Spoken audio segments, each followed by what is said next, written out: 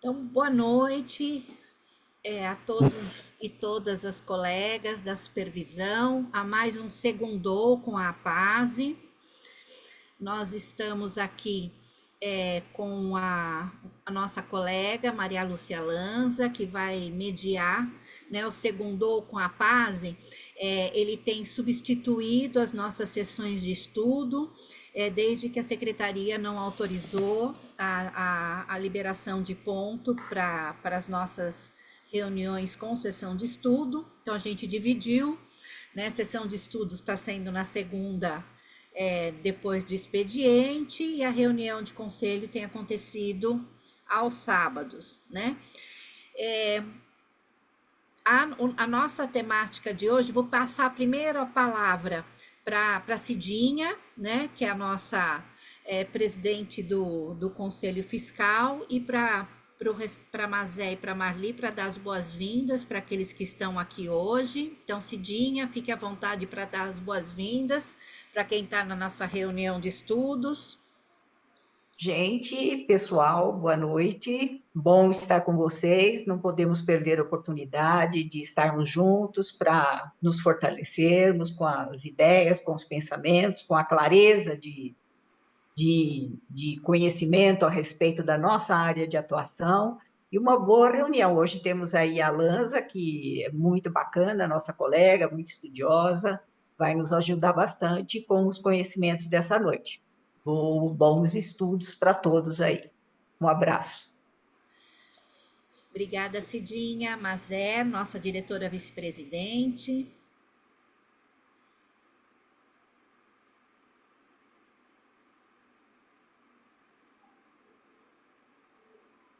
Mazé? Enquanto a Mazé chega, vou passar a palavra para as boas-vindas da Marli, que é a nossa diretora de secretaria. Abre o áudio, Marli. Olá, pessoal, boa noite. Sejam todos bem-vindos.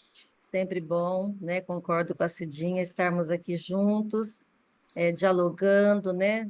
Nos fortalecendo, porque vocês, principalmente que estão na ativa, sabem, né, o quanto que o conhecimento vem sendo desconsiderado, né? O conhecimento em educação, e nós precisamos, né, ter esse embasamento aí para poder enfrentar os nossos desafios do dia a dia. Desejo aí para a Lanza que faça um ótimo trabalho. Obrigada, Marli. Mazé?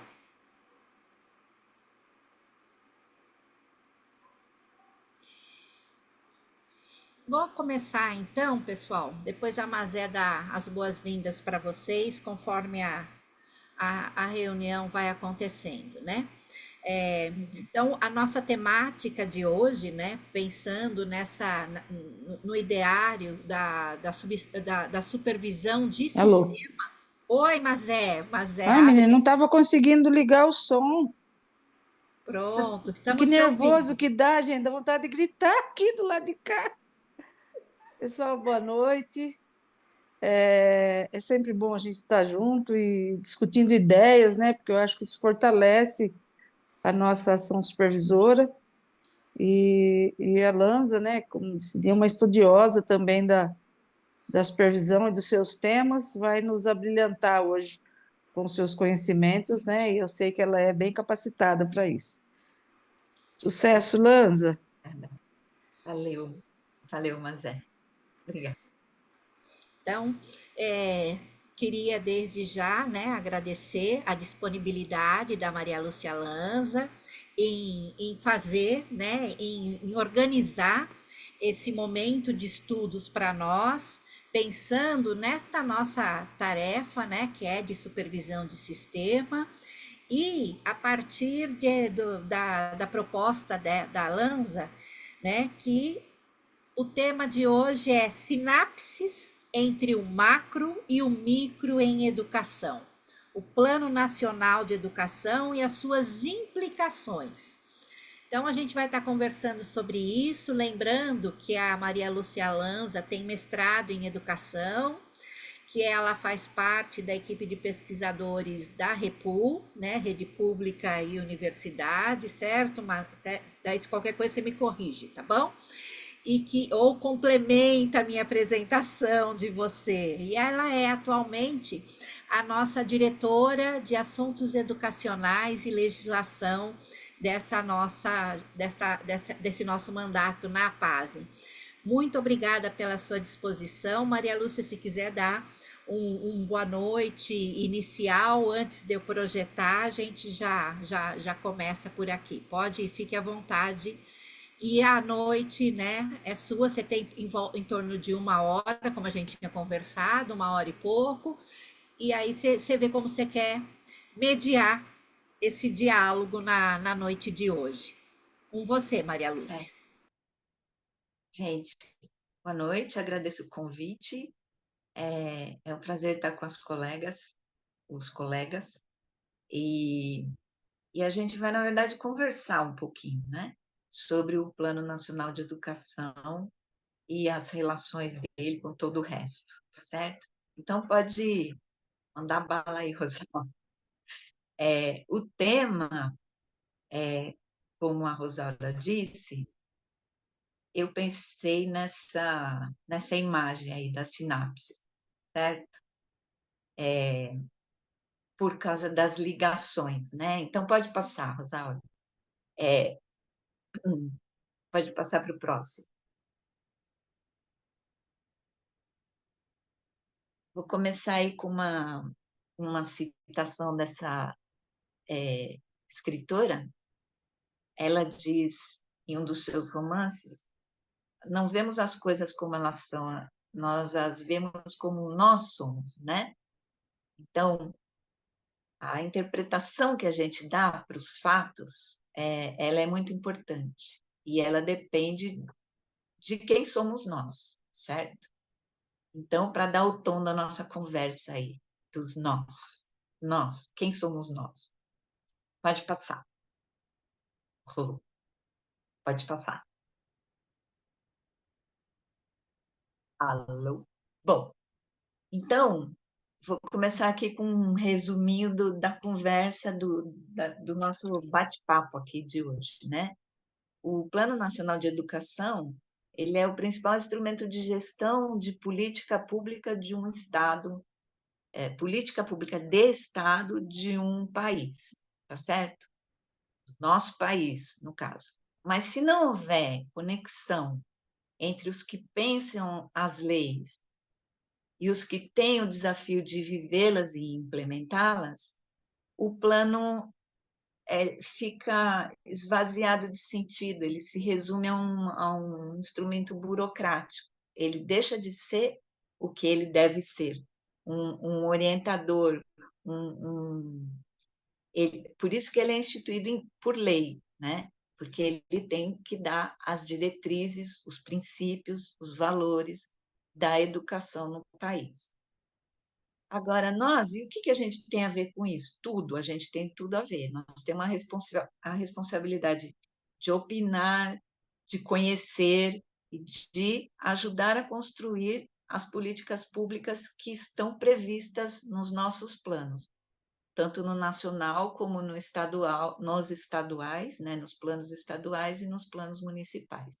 Sem a nossa contribuição consciente, as leis elas são esvaziadas, elas ficam letra morta, e as ferramentas tecnológicas elas são inócuas, se não tiver a nossa ação consciente, fundamentada no uso dessas ferramentas, certo?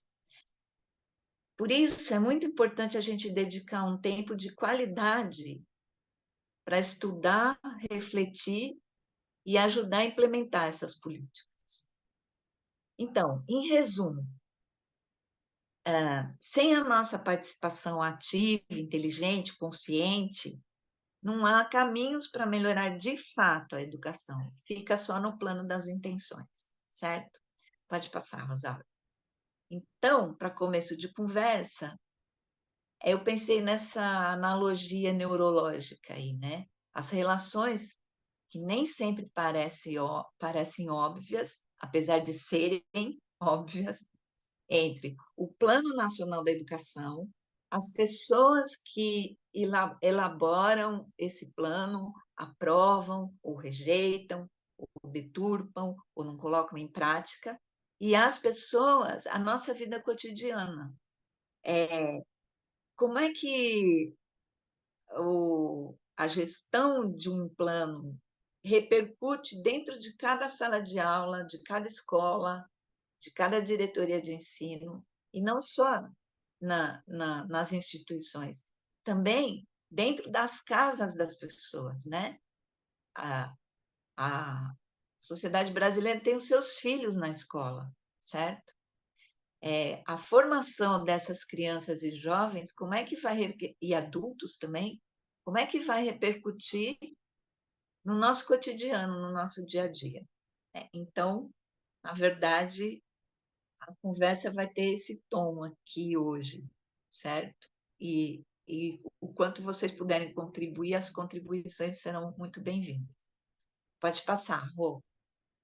Zaura, passar para o próximo.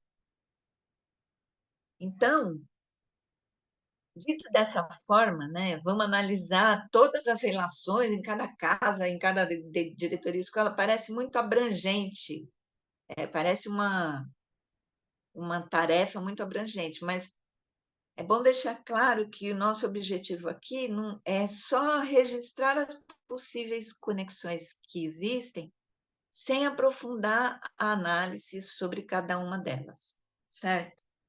Então, assim como acontece no nosso cérebro, existem as sinapses, ligações determinantes entre as diversas células do sistema educacional de país. Então, o Plano Nacional ele se liga, né, aos diversos níveis de legislação. Pode passar, Rô, para frente. Entre os diversos níveis, federal, estadual, municipal, em todas desde da pré-escola até a pós-graduação. E existe uma conexão dessas diretrizes tanto com os autores das leis que vão reger cada sistema, quanto com os atores dessas instituições escolares, né? E aqueles que são os sujeitos da educação, os professores e os alunos. Então, e essas implicações, elas influenciam todos os aspectos da nossa vida. Todos os aspectos da vida cotidiana de cidadãos, certo? Pode passar, Rô. Então, os objetivos, as metas, os princípios que constam de planos do PNE, ele vai direcionar o que vai constar também dos planos municipais e estaduais. E por essa razão é fundamental que as estratégias pensadas para atingir esses objetivos e metas, elas sejam muito bem traçadas e sejam acompanhadas de perto pelos órgãos responsáveis pela sua implementação e também por nós, pela população destinatária dos seus benefícios ou malefícios. Benefícios, se for um bom plano e se ele for cumprido como se deve. E malefícios, se for um plano que não vai atender às necessidades de todos e que também vai prejudicar a formação, né, dos seus destinatários, tá certo? Vocês estão escutando bem? Eu estou falando muito rápido? Tá ótima, Sim? Maria Lúcia, dá para ouvir perfeitamente. Sim, tá ótimo. E se alguém quiser fazer alguma observação, aí me interrompe, tá bom? Bom, então vamos para frente, então. Pode passar.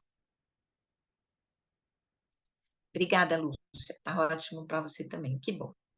Então, as questões que atualmente nos deixam indignados, angustiados, incomodados, desanimados. A gente vê no nosso grupo de WhatsApp como as pessoas vão ficando revoltadas, chateadas, indignadas.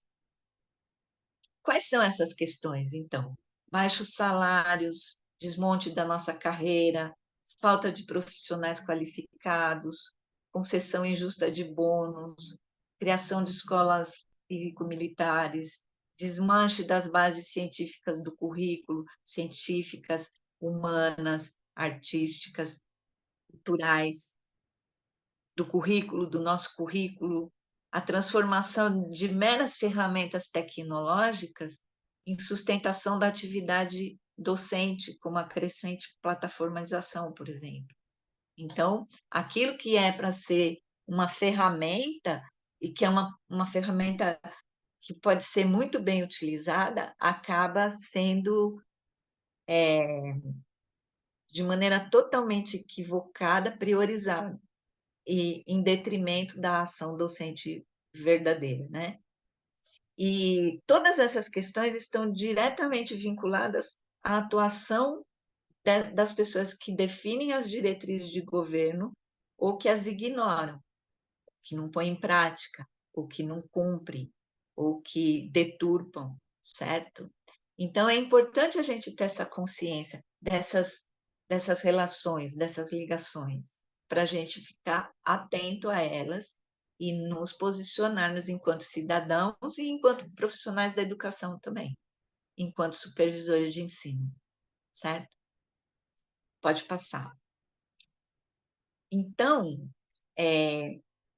o que a gente percebe é que as consequências da má administração do sistema educacional, nas suas 3 etapas, nas suas 3 esferas, né, e em todos os níveis, ela vai se manifestar em todos os setores da nossa vida, na saúde, na habitação, na segurança, na preservação dos nossos recursos naturais e culturais, nos serviços básicos e elementares da nossa vida cotidiana. Então, no nosso dia a dia, a gente, quando vai ao supermercado, à farmácia, a um posto de saúde, ou a um plano, a um atendimento de convênios médicos, planos de saúde particulares, quando a gente chama um profissional para prestar um serviço, em todas essas situações, a gente está percebendo a precarização dos recursos humanos, não só da educação, né? Dos recursos humanos da nossa sociedade como um todo. Então, não sei se vocês concordam, pode ser que vocês, né? Pode ser que em outros lugares do estado a realidade seja diferente, mas eu acredito que não. Eu acredito que todos estamos enfrentando essas situações difíceis, né? Num atendimento ao banco. Então, a gente vai percebendo que as pessoas erram, aquelas pessoas que fazem um atendimento de telemarketing, quando você liga para um lugar, você é atendido no telefone, né, pelas aquelas atendentes, você percebe que elas cumprem o que foi dito, a ordem, assim, cegamente, não tem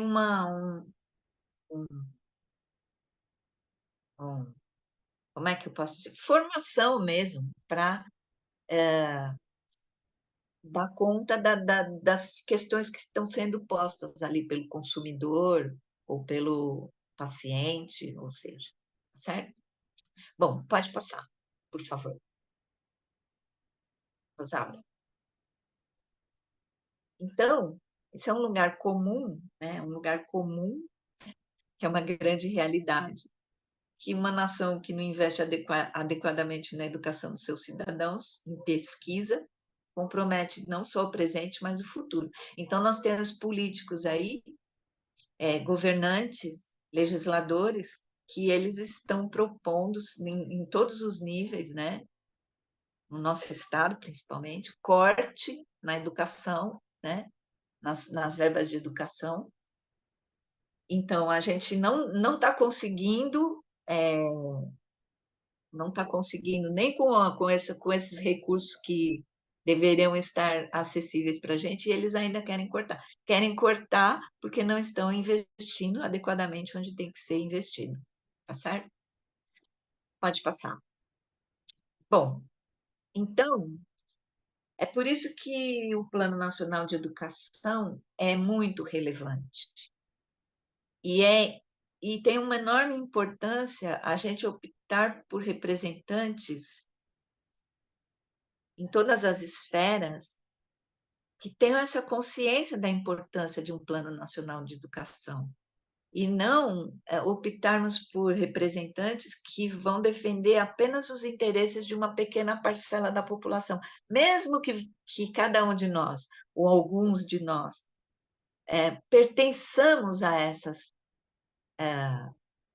parcelas da população que vão ser beneficiadas com essa medida ou aquela, mas se não existe garantias, se não existe uma educação com qualidade social para todos, os benefícios são ilusórios, porque o resto não funciona, né? Eu sempre penso, olha, gente, eu moro aqui próximo ao bairro do Morumbi, né? E, e aí, então, para acessar, para chegar na minha casa, para sair da minha casa, muitas vezes, para fugir do trânsito, eu acabo entrando pelas ruas do Morumbi, né? E às vezes eu fico... usar a palavra pena vai parecer muito absurdo, né? Mas porque então aqui perto tem mansões enormes com aqueles muros. Então eles têm uns muros altíssimos, cerca elétrica, segurança armado, né? Eles saem de casa com outros seguranças, 500 mil câmeras. Então, você parece que você está num bairro de vários presídios, entendeu? Quando você passa em presídios, que também tem a mesma estrutura, aquele muro alto, aquela cerca, aquele monte de guarda. Então, eu falo, nossa, mas essas pessoas têm recursos, né, financeiros, mas vivem como prisioneiros, que é, é triste no final, também é triste, certo? Bom, desculpa a divagação, vamos em frente. Pode passar.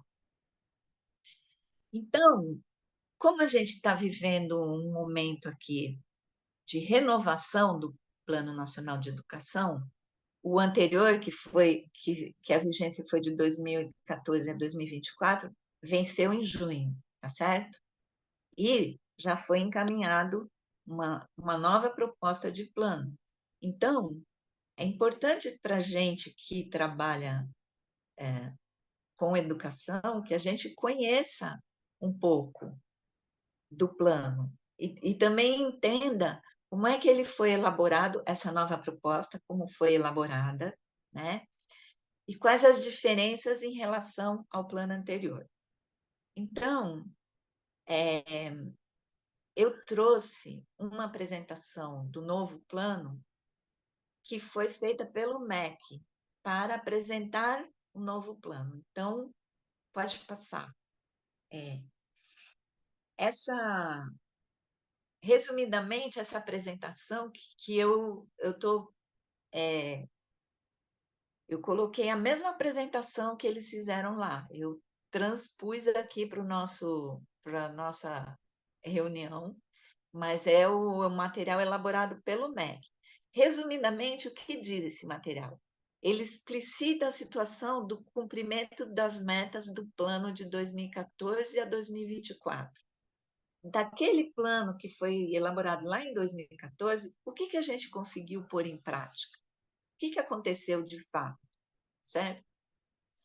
Aí também apresento o contexto da elaboração desse próximo plano, que vai ter a vigência, era para ser de 2024, mas o de 2024 foi prorrogado até o final do ano, então o próximo vai ser provavelmente de 2025 a 2035, certo?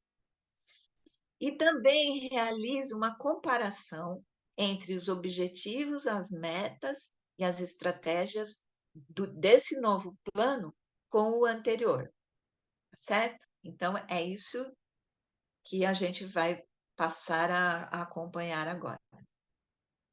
Então, novo PNE. Pode passar, Rosaura. É a Rosaura que está passando, né? Isso, a Rosaura. Pode passar para o próximo contexto.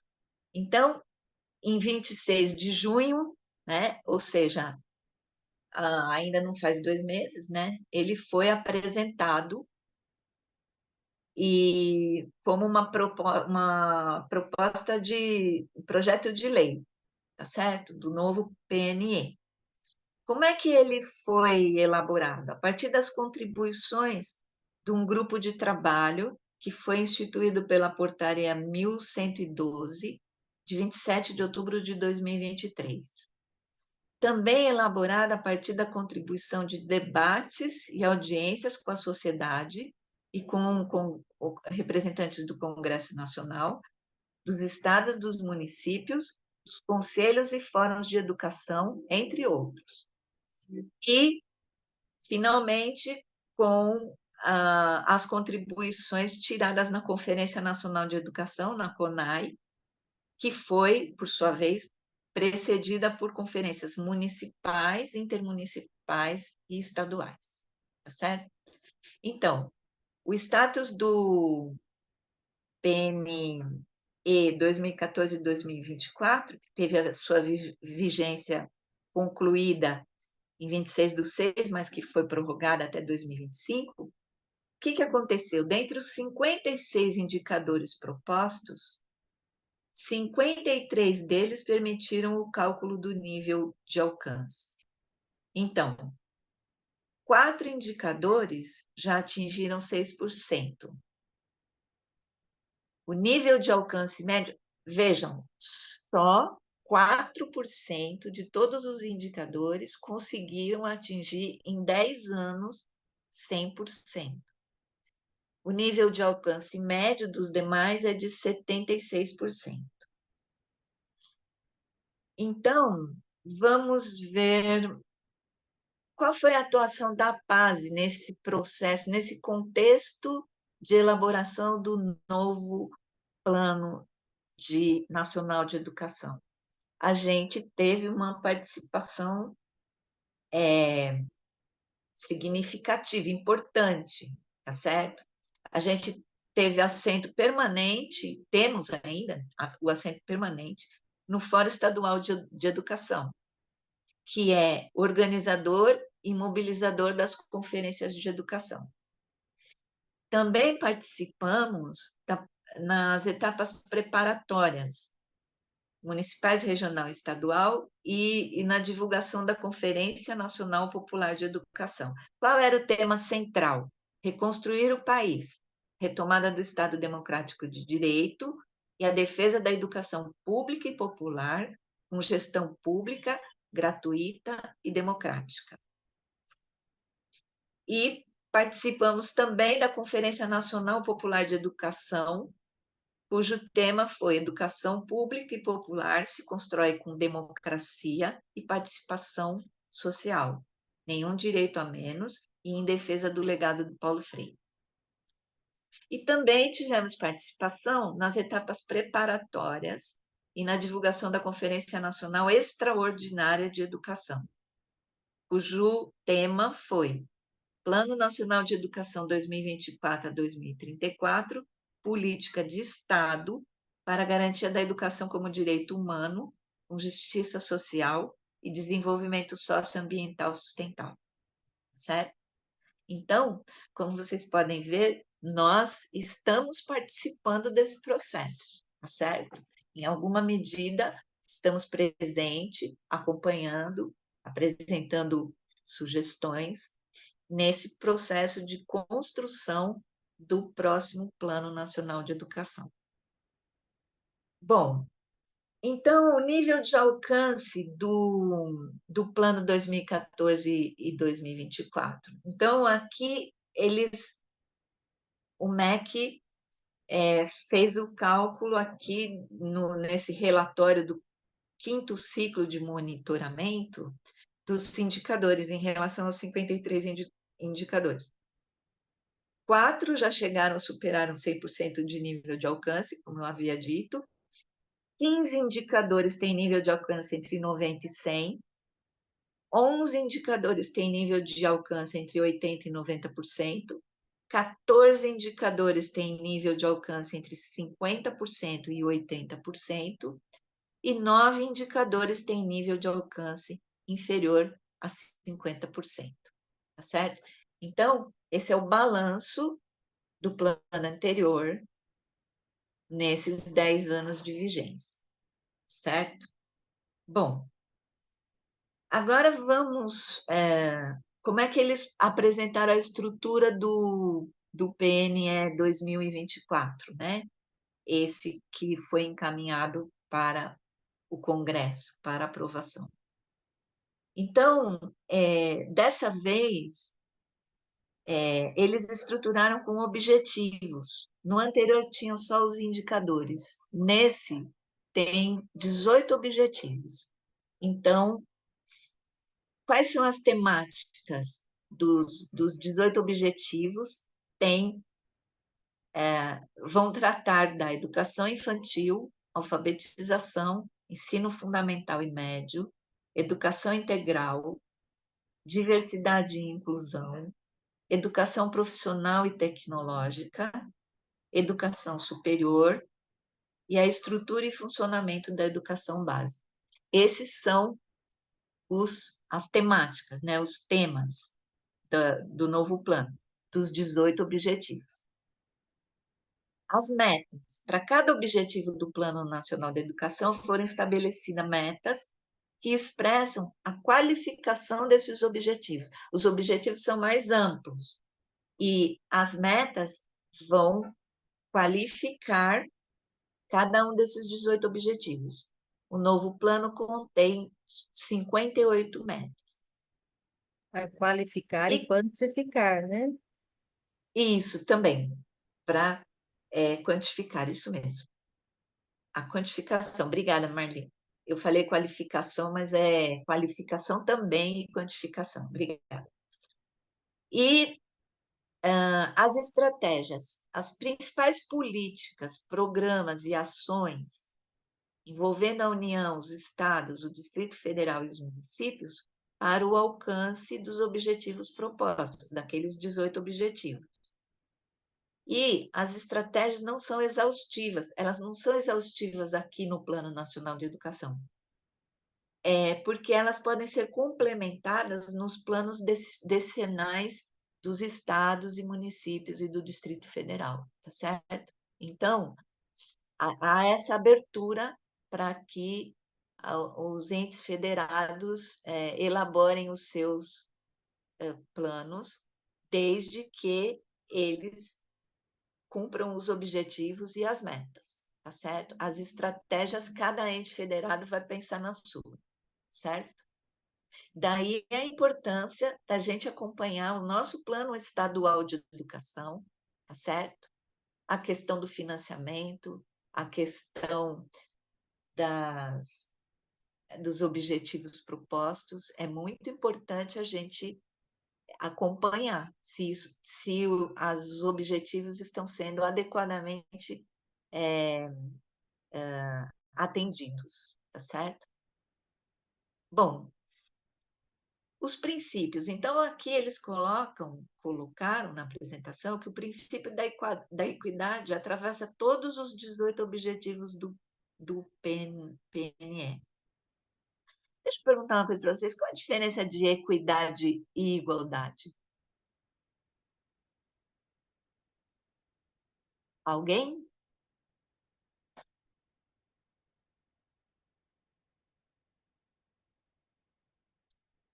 Alguém se habilita? Eu não estou vendo aí. Tem alguém A que... professora não falou que ia ter prova, hein? Bom, então, a equidade, ela é diferente da igualdade. tem a ver com o ponto de partida e o ponto de chegada, né?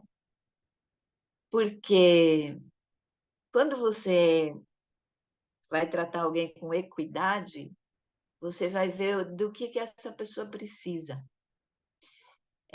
quais são as necessidades. Então, se você trata todos de uma maneira igual, e se as pessoas no ponto de partida têm situações diferentes, situações familiares, sociais, econômicas diferentes, de se tem necessidades especiais, deficiências ou não, se você tratar todos de uma maneira igual, provavelmente o ponto de chegada também vai ser diferente, né? Isso, a imagem clássica dos três meninos, isso mesmo, é isso aí. Se você põe um menino baixinho para olhar em cima da cerca, ele não consegue, porque ele não alcança. Então, o banquinho dele tem que ser mais alto, tá certo? É bem lembrada essa imagem. Então, e na nossa atuação, e quando se fala de princípio, na nossa atuação supervisora, quando você está lá no plantão, ou você chega numa escola, a gente tem que ter clareza, não só desse princípio, mas dos princípios que estão postos na nossa lei de diretrizes e bases e na nossa Constituição. A nossa ação tem que ser orientada, iluminada por esses princípios e valores, tá certo? Então, as decisões que a gente vai tomando no dia a dia, enquanto supervisores de ensino, ou supervisores, eita, e agora? Educacionais de educação, e agora? Como que é o nome mesmo, novo? Educacional mesmo, supervisor Educacional. educacional. Isso. Então, esse educacional, enquanto supervisores educacionais ou supervisores de ensino, a gente tem que pensar sempre se a nossa atuação ali naquele momento está obedecendo a esses princípios, a esses valores. Eu acho que se a gente caminhar assim é um bom jeito, né, de exercer a ação supervisora. Bom, pela primeira vez também, há metas focadas também, e em consequência disso, da equidade, né? As metas estão focadas na redução das desigualdades entre os grupos sociais.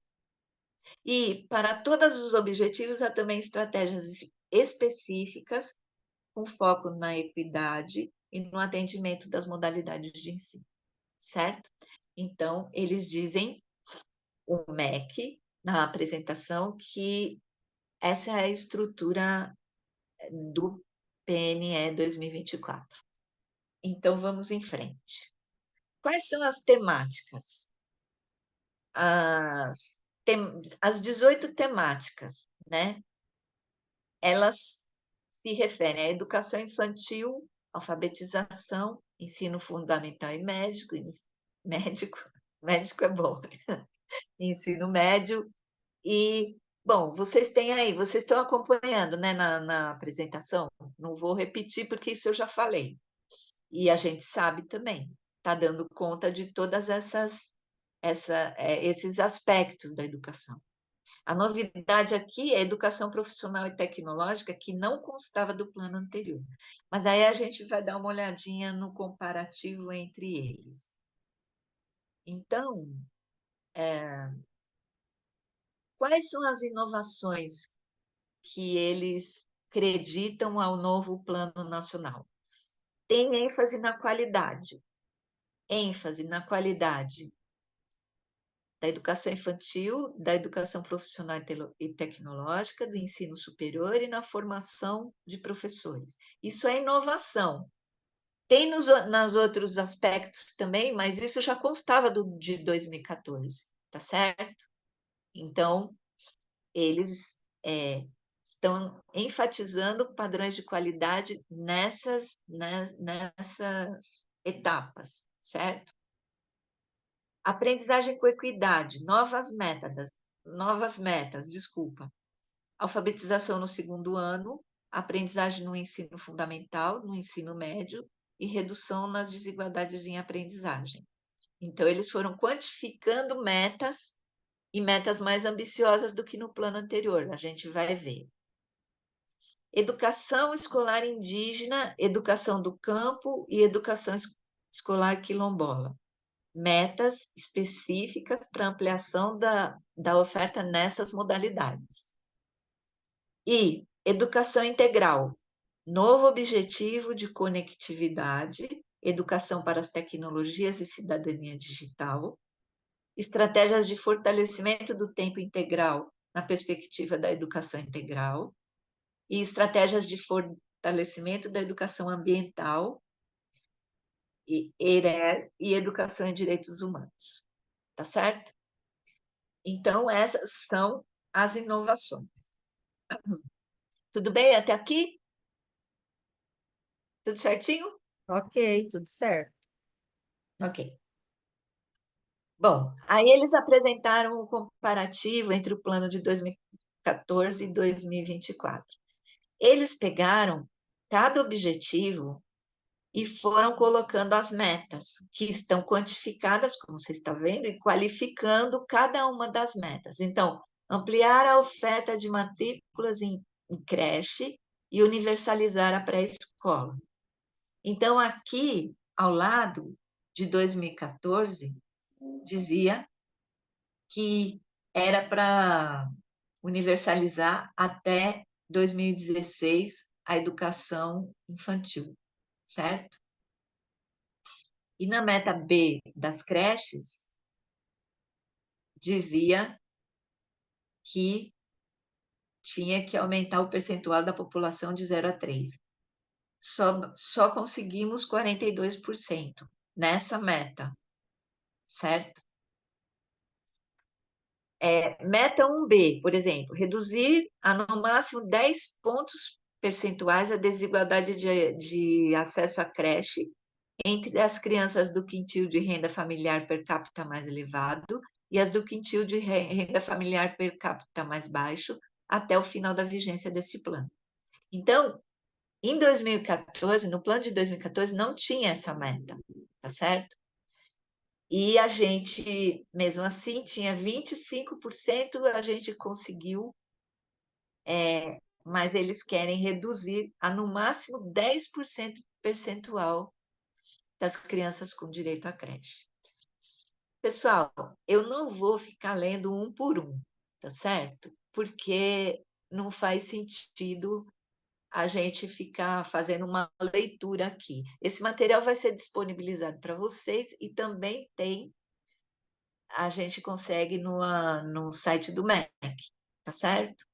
Então, é só interessante a gente perceber quais são os objetivos e metas que não estavam contemplados em 2014, nessa coluna da direita, ou que, mesmo se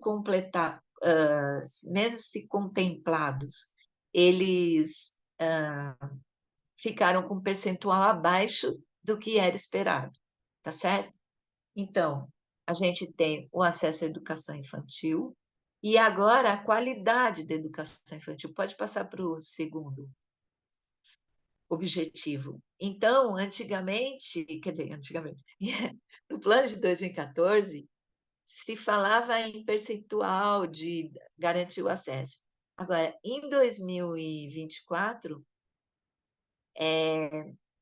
eles estão falando em padrões de qualidade, padrões nacionais de qualidade, considerando as dimensões de infraestrutura física, profissionais da educação, condições da gestão, dos recursos pedagógicos, acessibilidade, interações, práticas pedagógicas e brincadeiras. Então, para a gente que supervisiona, algumas diretorias supervisionam escolas municipais que não têm um sistema de supervisão próprio, né? E que atendem à educação infantil, e também as escolas privadas. Então, é importante que a gente saiba, que a gente conheça, que a gente, inclusive, contribua, né?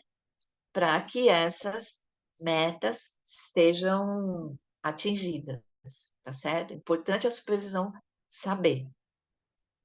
Bom, alfabetização a mesma coisa. Observem que aqui eles estão falando na meta 3A, assegurar que no mínimo 75% das crianças estejam alfabetizadas ao final do segundo ano e que até o quinto ano de vigência, ao final do segundo ano até o quinto ano de vigência, e todas as crianças alfabetizadas ao final do segundo ano até o final do decênio. Então, e quanto que a gente atingiu no plano anterior? A gente atingiu 43,6%, sendo 36% no atendimento na rede pública em 2021, e esse percentual aumentou para 2023 para 56%. Então, eles estão propondo agora uma meta mais ambiciosa, de 75% das crianças alfabetizadas em 5 anos e 100% em 10 anos, tá certo? Bom, próximo objetivo: acesso, trajetória e conclusão no ensino fundamental e médio. Também a mesma situação se repete. Eles estão colocando agora metas que estão sendo mais ambiciosas, certo? E bem discriminadas, tá certo? Bem discriminadas. Bom, seguindo em frente, educação integral em tempo integral. Então, a mesma coisa, os percentuais. Antes era no mínimo 50%, de forma a atender pelo menos 25%. Então, aqui passou a ser no mínimo 55%, mas para atender 40% dos estudantes em tempo integral, certo? Então, também, quando a gente tem esse movimento no Estado de ampliação da rede de escolas de PEIs, né, de escolas em período integral, é importante a gente entender que isso está previsto lá no Plano Nacional e também no Plano Estadual, tá certo? Bom, conectividade, educação para as tecnologias e cidadania digital. Vejam que em 2014 não estava previsto a conectividade, tecnologia e cidadania digital. Agora, em função da mudança que aconteceu nesses 10 anos, né, o avanço exacerbado da tecnologia de informação e também da pandemia, né? Então, agora está posto como objetivo do Plano Nacional de Educação. Oitavo, educação escolar indígena, oitavo tema, né? Educação do campo e educação escolar quilombola. Então, aqui, para esse objetivo 8, a gente tem aí 6 metas, como vocês podem ver, tá certo? E para essas metas bem detalhadas,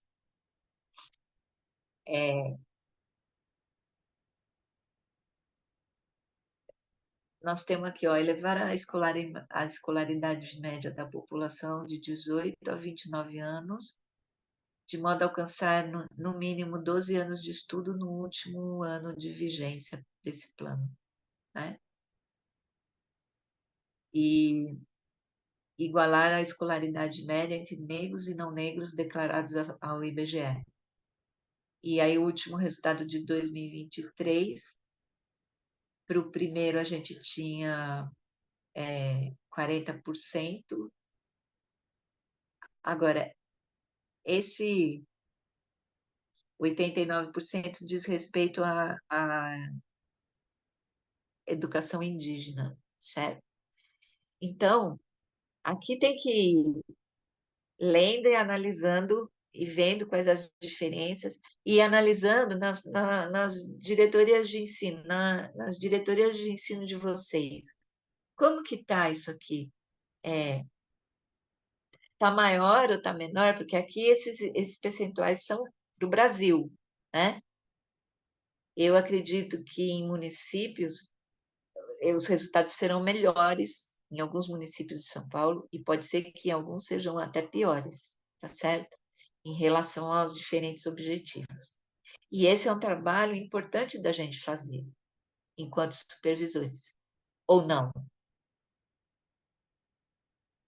Sim? Não? Talvez? O que vocês acham?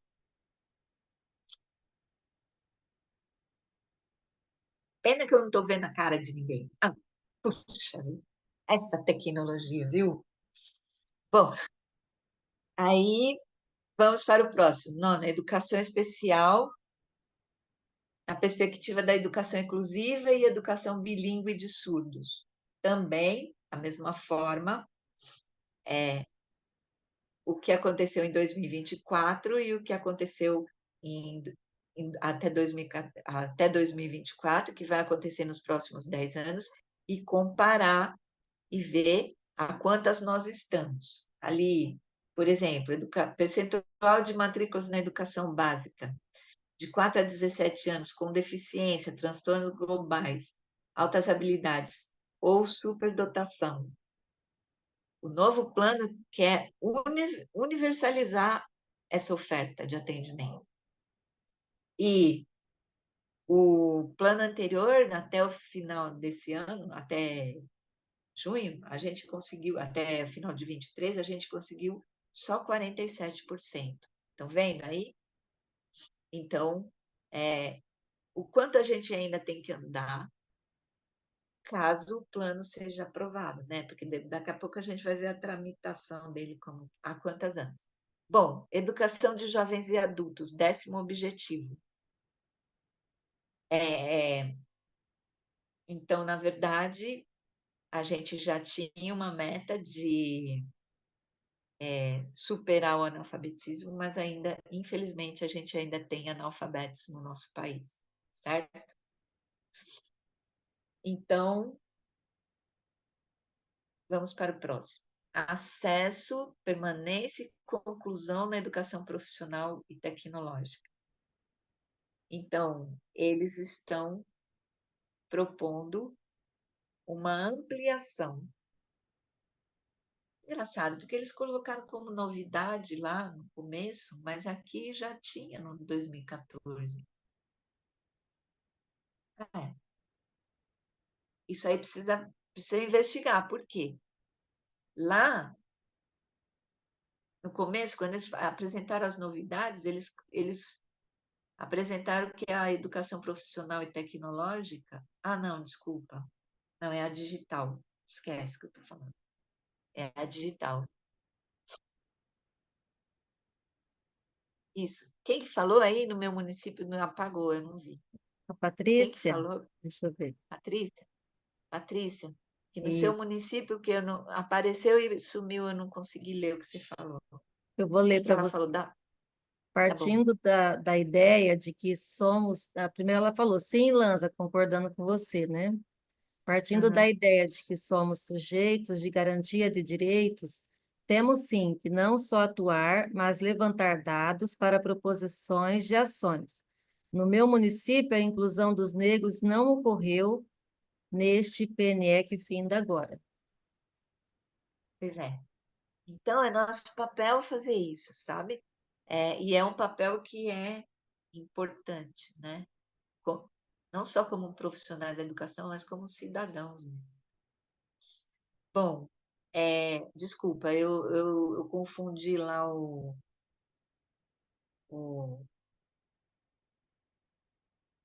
confundi o objetivo. Ali é acesso, permanência e conclusão da profissional e tecnológica, e aqui é a qualidade da educação profissional e tecnológica, certo? E aqui, acesso, permanência e conclusão na graduação. Da mesma forma, elevar o percentual. Então, vocês estão vendo, vocês vão observando que nesse plano que está sendo encaminhado e proposto, eles estão dividindo melhor as faixas de idade, colocando os percentuais. Então, para fazer o monitoramento disso, vai ficar mais fácil, né? E aí também, para a gente também acompanhar nos nossos municípios, nas nossas diretorias, também fica mais fácil.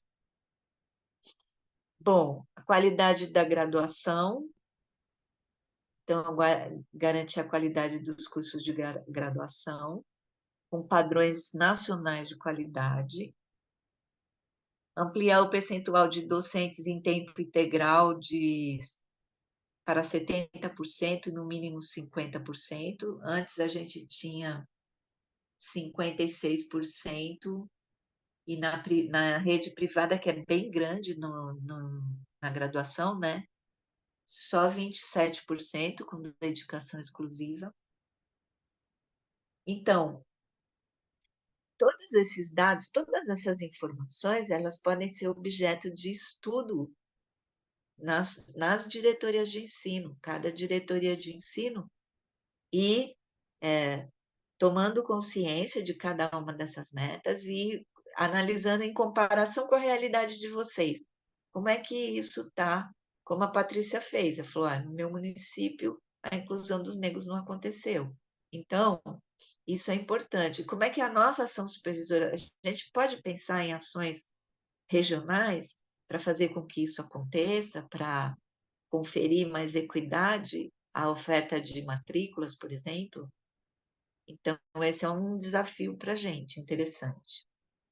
Bom, objetivo 15, ampliar a formação de mestres e doutores de forma equitativa e inclusiva, com foco na prospecção e na solução dos problemas da sociedade, e não só ficar divagando, né? Divagando, que tem gente na academia que divaga bastante também, né? Então, pensar em estudos que aprofundem a realidade. Não que quem esteja divagando também não tenha o seu valor. Eu estou aqui reconsiderando o que eu acabei de falar, porque é importante também sonhar, pensar em coisas, né? Porque daí, se a gente pensa, elas acabam acontecendo, coisas boas, naturalmente. Bom, 16. Garantir a formação e as condições de trabalho adequadas aos profissionais da educação. Então, aqui, a gente tem que ter muita atenção e muita atuação e muita união, porque veja aí a meta 16B, valorizar os profissionais do magistério de nível superior das redes públicas, equiparando seu rendimento médio ao dos trabalhadores das demais ocupações com requisito de escolaridade equivalente. Mas a gente precisa estar atento e denunciar e procurar caminhos para aquelas pessoas que fazem de conta que estão cumprindo, por exemplo, o piso nacional, né? Em forma de abono ou em forma de complementação, não estão cumprindo o piso. Então, a gente precisa ficar atento e procurar os caminhos para questionar essa, essa situação. Eu estou rindo aqui, desculpa, é que eu pensei. Bom, mas se a gente se unir, a nossa chance aumenta bastante. Bom, profissionais da educação básica, da mesma forma, os planos de carreira, e aí a gente tem que ver, olha, veja essa meta 16B, assegurar que no mínimo 70% dos profissionais do magistério em cada rede pública de ensino tenham vínculo estável por meio de concurso público até o final da vigência desse PNE. E aí, consonância com a Constituição. E aí, o que a gente tem que fazer, hein? Para que esses mecanismos, esses armengues, esses gatos, sabe gato? Sabe gato, aquele povo que pega, vai no posto, no poste de luz e faz um puxadinho assim para roubar a luz, né? Os gatos que eles fazem com o nosso vínculo estável, para parecer que. Mas tem uns que nem fazem mais questão de parecer nada, já chutaram o balde faz tempo. Bom, desculpa. Continuando, profissionais, participação social e gestão democrática. Segurar que 100% dos diretores escolares, eu diria dos supervisores de ensino, supervisores educacionais, sejam selecionados com base em critérios técnicos, né? Que 100% tenham conselhos que funcionem e assim por diante. E 100% tenham os fóruns de educação como instâncias permanentes de participação social. Bom, nós da Paz estamos ali, hein? Né? Participando. 18. Último objetivo, financiamento e estrutura da educação básica. Assegurar a qualidade e equidade nas condições de oferta da educação básica. Então, da mesma forma que estava previsto em 2004, e que era para ter o patamar de 7%, e atingiu 5%, e eles estão colocando 7% até o 6º ano de vigência, quer dizer, manter o que não aconteceu, que ficou em 5,4%, e colocam 10% do PIB até o final do decênio, tá certo? Bom, pessoal, então, em relação ao plano, eu quero fazer uma pergunta. Vocês acham que eu passei muito rápido? Vocês gostariam de voltar em algum aspecto? O que vocês acham? Digam aí. Se precisar voltar, a gente volta em algum objetivo específico. O que vocês acham?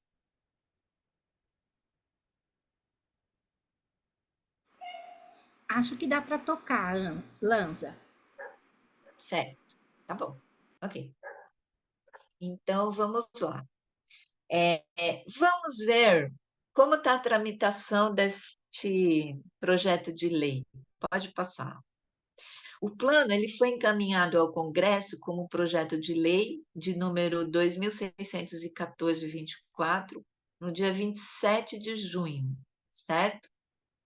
E a sua tramitação, de acordo com a consulta que eu realizei aqui na Câmara, em 15 de agosto, é a seguinte: vocês estão vendo aí, situação do plano do PL, aguardando o despacho do presidente da Câmara dos Deputados, certo?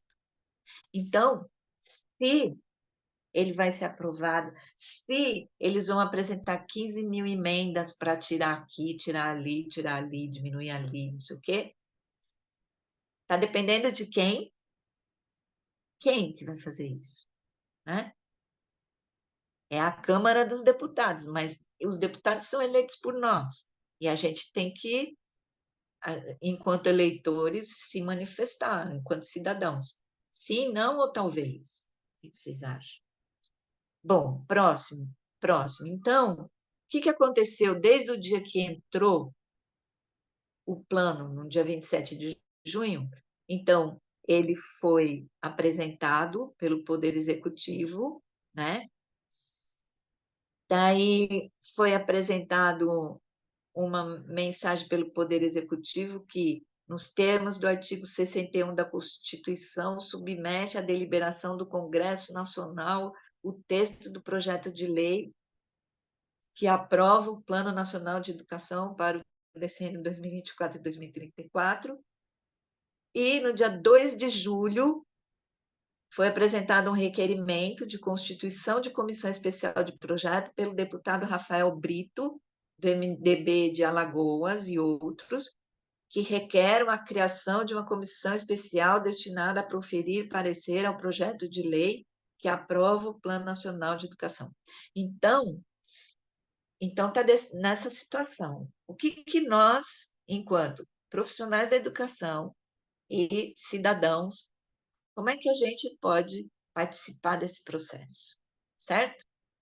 Então, é isso. Como que está aí o meu tempo? Já acabou? Não, ainda não, né? Não, já acabou?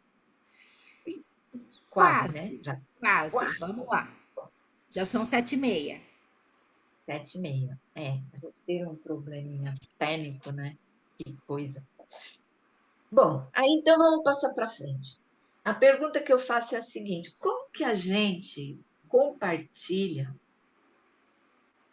conhecimentos e informações desse tipo, que são conhecimentos e informações importantes, para que a gente consiga se unir, né, enquanto profissionais, vamos pensar, enquanto supervisão de ensino, ou enquanto os profissionais de uma diretoria de ensino, que a gente se una em prol de uma educação com qualidade social que beneficia a todos os nossos alunos e os nossos profissionais da educação, com aqueles colegas que, por distintas razões, eles não demonstram tanta disponibilidade para esta união. Deixa eu perguntar, eu, existe essa falta de disponibilidade para a união de uma parte das nossas equipes de supervisão, por exemplo? Existe? Sim, não ou talvez? Existe? Sim, a Lúcia falou que sim. Mais alguém? Patrícia, sim. Isso. Então, então existe colegas que não estão assim tão disponíveis. E aí a gente fica conversando entre nós só, aqueles que sempre estão participando, estão estudando, estão vendo, não sei o quê. Então, eu trouxe um autor aqui que ele é um psicólogo social.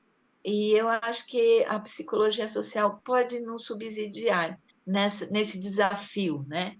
De como compartilhar as informações e conseguir essa união. Então, eu vou pedir licença aqui. Eu ia resumir o que o Eliot Aronso fala, mas no final eu deixei uma citação de 2 trechos dele que eu achei importantes. Vocês têm aí na tela. Eu vou ler, mas para vocês acompanharem. Olha, uma descoberta central da psicologia social é que as pessoas tendem a explicar comportamentos desagradáveis, atribuindo traços de personalidade ao perpetrador, a quem fez a coisa desagradável, como psicótico, sádico, maligno e outros adjetivos que a gente conhece bem. A maioria das pessoas, especialmente aquelas que pertencem a culturas ocidentais, faz isso espontaneamente sem intenção ou percepção consciente, como forma de organizar e categorizar informações e a necessidade de se sentir no controle dos eventos. Essa visão disposicional que eles chamam, né, os pesquisadores, das ações humanas, refere-se à suposição de que pessoas que fazem loucuras têm inclinação para serem loucas. Pessoas que fazem coisas estúpidas devem ser necessariamente estúpidas. E só pessoas más fazem coisas más. Pessoas que fazem coisas boas são boas e assim por diante, né? Então, esse autor, Eliot Aronson, ele diz também que é interessante pensar dessa maneira, pois nos ajuda a separar mentalmente as pessoas más, que fazem coisas más, do resto de nós, que somos os legais, né? As pessoas legais. Essa crença pode nos confortar quando pensamos em comportamentos desagradáveis, pois, como pessoas legais, nós nunca faríamos isso. Nunca. Nunca faríamos o que alguns colegas fazem ou falam ou pensam. Todavia, essa suposição costuma ser equivocada. É uma supersimplificação e pagamos um preço por isso. O disposicionalismo pode nos tornar presunçosos sobre a nossa própria em vulnerabilidade a pressões que poderiam nos induzir a adotar um comportamento estúpido, louco ou cruel. Desloca o foco da ideia. Nossa, eu estou trocando todas as letras aqui, desculpa, hein, pessoal. Desloca o foco da ideia de melhorar as situações para uma abordagem estreita sobre consertar pessoas. Então, quando tem alguma pessoa no nosso ambiente de trabalho se comportando mal, a gente acha que aquela pessoa tem que ser consertada, ela tem que ser modificada. E talvez esse comportamento dela tenha a ver com a situação em que ela está vivendo, ou o contexto onde ela está inserida, por exemplo.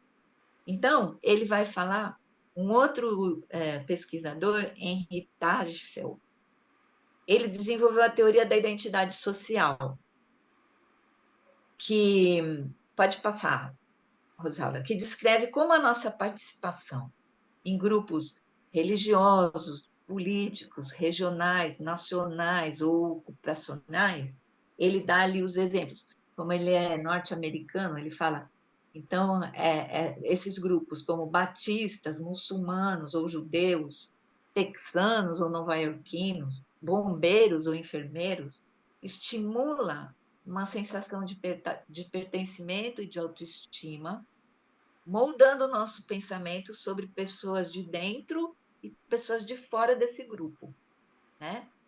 E a gente também, em geral, eles fizeram muitas pesquisas. Nesse livro aqui, olha, gente, cadê o livro? Esse livro aqui. Ah, não vai aparecer, né? Vai aparecer? Eu estou aparecendo?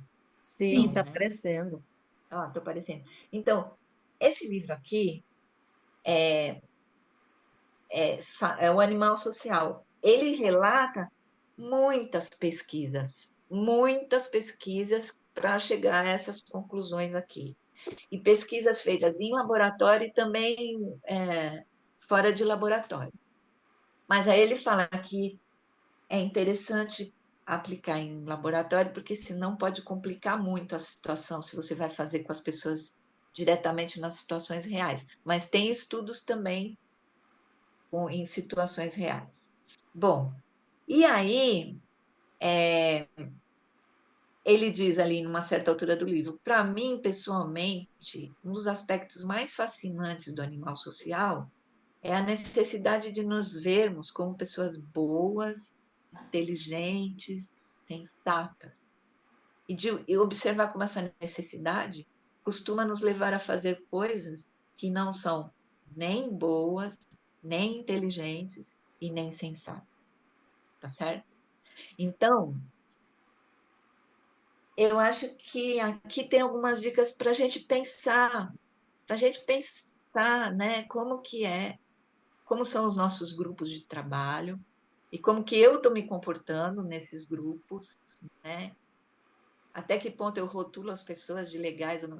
E é interessante porque os 2 ou 3 grupos ou panelas, eles têm o mesmo comportamento no final. Uns taxam os outros e acham que os outros não são legais, mas nós somos, entendeu? É interessante se você começa a olhar desse ponto de vista. Bom, então, dentro das diretorias, um caminho possível, eu estou sugerindo aqui, companheirismo para além do ambiente de trabalho e das questões profissionais ou sindicais, né? A gente convive nas diretorias, a maior parte do nosso tempo, né, de 24 horas, a gente dorme 8, quem é feliz, 6 ou 5 ou 4, sei lá, dorme um tempo, e 8 horas no trabalho, é bastante tempo que a gente passa no trabalho. Então, seria buscar o caminho da amizade mesmo, para superar as barreiras de todos os tipos que a gente vai encontrando nas diretorias, nas escolas. De formação, de posição funcional, quem é cargo, quem é função, de ideologia, de grupo, de time de futebol, de religião, etc, etc, etc, para aproximar-se de todas as pessoas, certo? Então, e como vai fazer isso? Porque tem ali uns choques, uns negócios assim, né? Uns. Então, buscar momentos de descontração, de interação social, pode passar. Bom, então fazer convites para os colegas para um café, na hora do almoço, depois do expediente tomar um sorvete, um suco. Eu não pus cerveja aqui, né? Mas pensei, tá bom? Vamos tomar uma cerveja. Em suma, comemorações de todos os tipos. E existem, inclusive, muitos estudos sobre a importância desses momentos de interação social, de descontração, para a aproximação das pessoas, para os grupos, para as equipes. E daí, quando chega, e se você consegue isso, quando chega uma hora de estudar, vamos sentar para estudar o PNE? Talvez apareçam mais interessados. E então eu acho que esse movimento de aproximação poderia partir de nós, aqueles que, participando do nosso sindicato, têm maior acesso às informações e reflexões. Então, por que a gente não começa esse movimento? Quem topa tomar um café para continuar essa conversa em algum momento aí? Eu topo. Aqui tem as referências, basicamente a apresentação do MEC e o livro do Alisson, e eu agradeço muito a atenção de vocês, certo? Passo a palavra.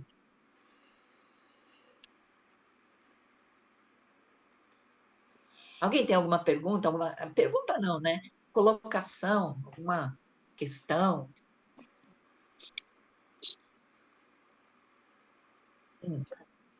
Felipe, pode falar. Então, Diga, Lanza, Felipe. eu acho que foi super legal. Eu não tinha esses dados ainda que você trouxe, mas acho que nós estamos num momento privilegiado para fazer esse debate, né? Então, você perguntou se existe essa indiferença para discutir o PNE e ver como que ele se encontra hoje. Eu acho que uma das possibilidades concretas que a gente tem hoje é as eleições municipais. Todo lugar que a gente vai, nós vamos falar que os candidatos a vereador, a prefeito, defendem o Plano Nacional de Educação, porque as prefeituras, o Estado e as prefeituras têm que implementar o plano, obviamente adaptado para as suas realidades. Então, além dessas questões todas que você colocou, nós temos aí 2 meses e meio, 3 meses, em que a gente vai estar discutindo essas propostas todas, as metas todas, e foi legal você trazer esses dados, que a gente vai, de novo, carregar nas cores aí, para que as pessoas, as comunidades, os nossos candidatos defendam, né, a organização e a consecução do PNE. Muito obrigado pela sua apresentação, tá bom? Um beijo. Eu que agradeço, Felipe, as suas palavras. E eu queria dizer uma coisa, eu participo como representante da PASE, eu participo do Fórum Municipal de Educação do município de São Paulo, né?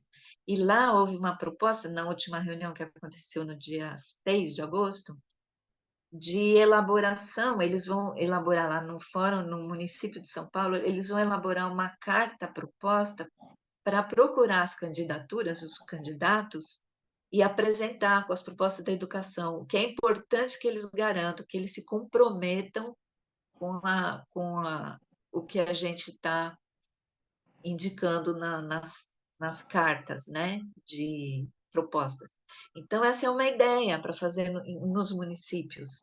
Então, o pessoal da educação se reunir e ir lá, né, procurar os candidatos a vereador, os candidatos a prefeito e fazer essa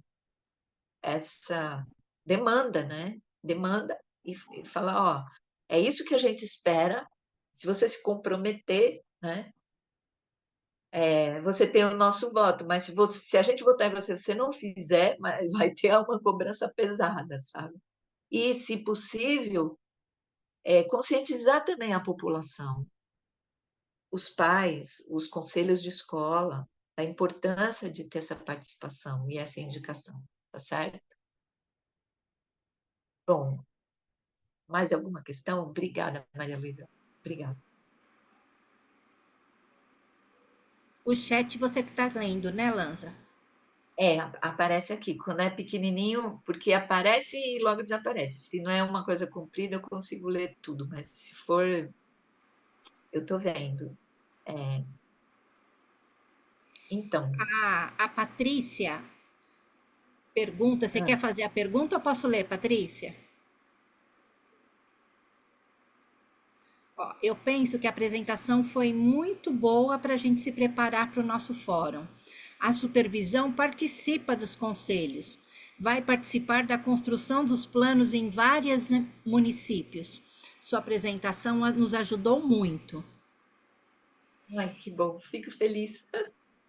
Gente, eu estou feliz agora. Que bom.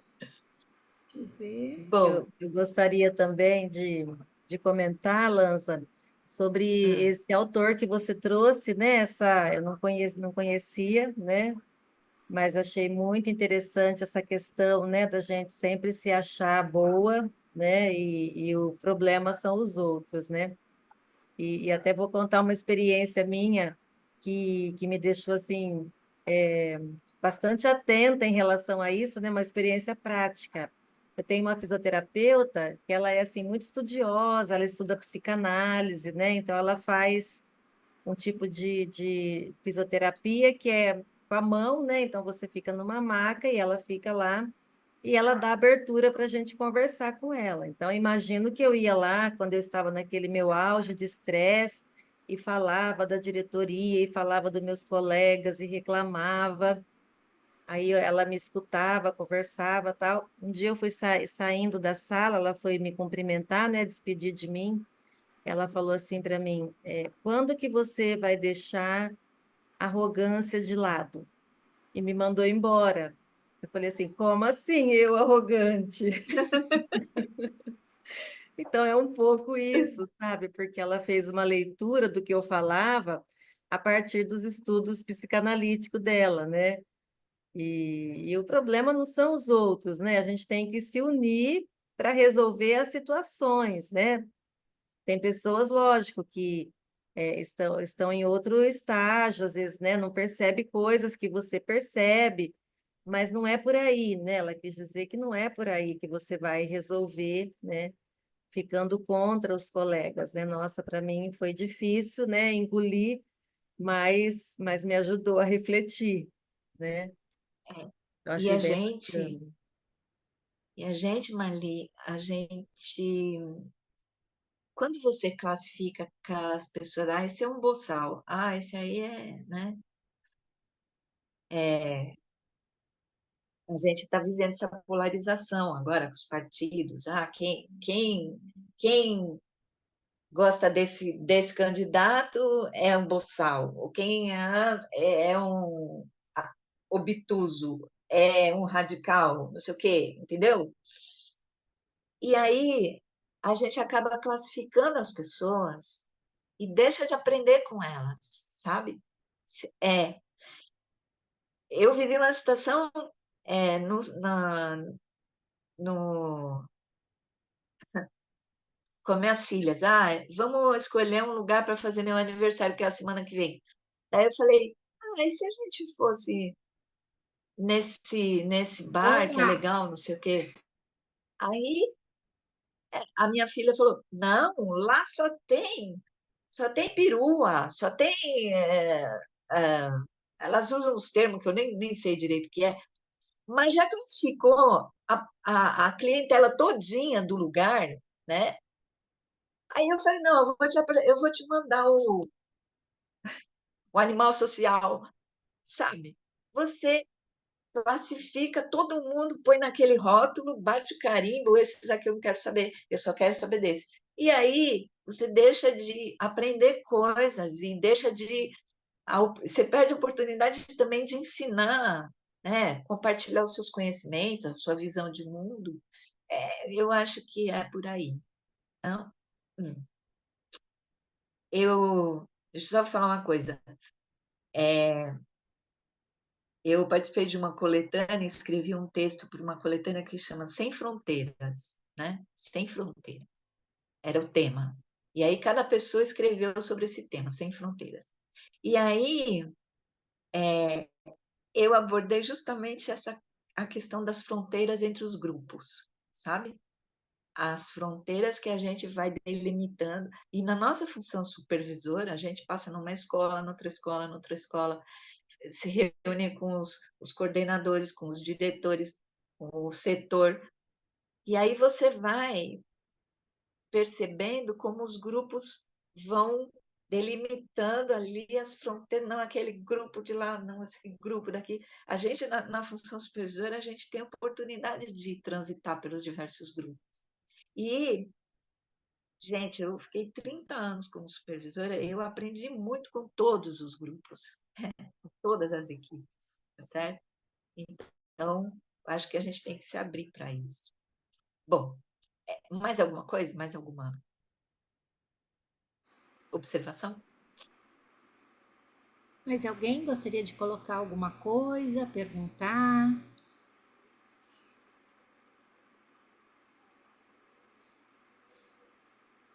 Então, acho que é isso, né? Ok, é isso.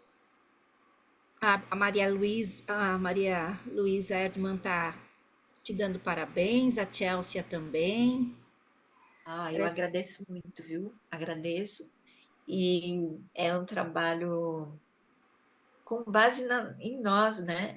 Eu vou falar, eu tive uma percepção no nosso encontro lá em Águas de Lindóia, porque eu ficava escutando as conversas de um grupo, de outro grupo, de outro grupo. Falei, nossa, mas as pessoas estão muito divididas, né? E acho que a gente tem que se unir não só entre nós que estávamos lá em Águas de Lindóia, tivemos a oportunidade de aprender, de conviver, mas com os outros também, trazer os outros, né? Eu acho que os outros Tem, somos nós. No final, os outros somos nós também, somos nós né? também. Tem uma coisa bem interessante que você colocou do animal social, né? Porque a gente tende a culpabilizar o colega pelas mazelas e ao invés de ver qual que é o contexto em que as pessoas estão inseridas que induzem aos comportamentos, né? Isso mesmo. É isso Né? mesmo. É muito legal mesmo, Lanza. Muito obrigada. Eu que agradeço. Eu estou feliz, viu? Que bom, Fiquei que feliz bom. mesmo com o estresse lá do meu computador. Olha, eu vou taxar ele de idiota, viu? É um idiota, não consegui, mas tudo bem, mas valeu a pena. Mas como dizem, né? No final tudo dá certo. Isso Se não mesmo. deu certo ainda é porque não chegou no final, né? É verdade, Então, é em verdade. nome do Sindicato A Paz, eu agradeço a disponibilidade e a generosidade da Lanza em compartilhar conosco o estudo que ela fez do PNE, né? Não sei se a Mazel ou a Marli gostariam de complementar alguma coisa.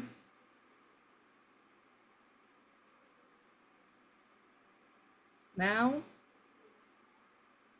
Ok. Não? Ok, então Não, fiquem à só dar os parabéns para a Lanza, Oh, e que mas acho que é. esses debates, né, esses estudos são muito importantes, principalmente nessa conjuntura que a gente está, né? Parabéns, Lanza. Eu que agradeço. aproveitando Parabéns aqui à Paz pela apresentando aqui, iniciativa. aproveitando o gancho da Mazé, né? Porque assim, na intensificação do trabalho, parece que a gente tem que ficar estudando como resolver só a minúcia do cotidiano do trabalho intensificado, né? Então, o que a Lanza trouxe hoje também é essa coisa da vinculação com a política pública mais ampla. Muito bom, Lanza, muito bom mesmo, muito bom, agradeço. Agradeço mesmo. Quiser pegar agora das suas palavras finais para a gente encerrar a nossa reunião. Não, gente, palavras finais. Eu falei pra caramba já. Tá bom. Eu só agradeço e estou feliz, porque vocês acham que foi uma contribuição que valeu a pena. Para mim, valeu a pena também. Tá bom? Boa noite a todos. Então, a gente encerra por aqui, agradecer o compromisso e assim, de todo mundo que esteve conosco nessa nossa sessão de estudos, né? E ela vai ficar disponível para quem quiser depois compartilhar com os colegas na diretoria de ensino com café, né? Com café. Isso, É isso Com aí. café. Um grande abraço e até a nossa próxima reunião de estudos. Não esqueçam que dia 31 a gente tem reunião de conselho. Um beijo. Tchau, pessoal. Beijo para vocês. Beijo. Tchau. Até.